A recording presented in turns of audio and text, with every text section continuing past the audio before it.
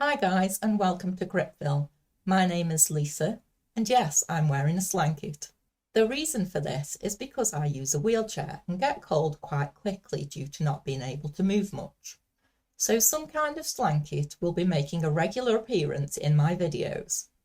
Now that's out of the way, I want to talk to you about life simulation games. Mainly The Sims, because there haven't been any other games in the same genre that have even come close to The Sims yet. I'm looking at you, Inzoy. I've been a huge fan of The Sims since the first game was released in 2000. I know what you're thinking. I'm not old enough to have played The Sims when it was first released. Well, let me tell you that I am. I remember going to school one day and one of my friends was telling me about this game that he was playing where you could make your own virtual people and move them into virtual houses and make them do, basically, whatever the hell you liked. Well, I thought that sounded great. So when he asked me if I wanted to borrow it on CD, do you remember them? I jumped at the chance, and ever since I've been what's known as a simmer. I love playing games that have a good story, and with The Sims, not only can you create your own Sims and build their houses, you also get to create stories for them. If I'm honest, I've never really cared much about how I wanted my Sims to look. I would always go through the Create a Sim tool as quickly as possible, move them into a ready-made starter home, and just watch all of the drama unfold.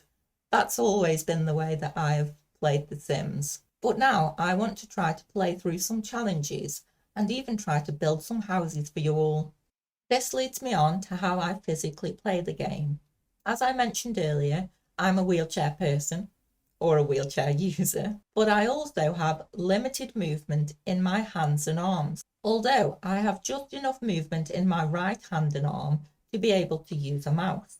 I'm unable to use the physical keyboard, so I use this on-screen keyboard here that you can see, but I will keep that minimized while I'm playing so that it doesn't get in the way. I'm also unable to use the roller scrolly thing on the mouse, the little wheel thing that scrolls up and down pages, and it also zooms in and out of the Sims. So I use these camera controls up in the right corner to zoom in and out, as you can see here. And I also tend to use these rotate buttons as well. I have also made some adjustments to my mouse settings. I have changed the primary mouse button to the right one instead of the left, just because it's easier for me to use with the position of my hand. And I've also increased the tracking speed to its maximum so that I only have to use small movements with my hand and it makes a bigger movement on screen.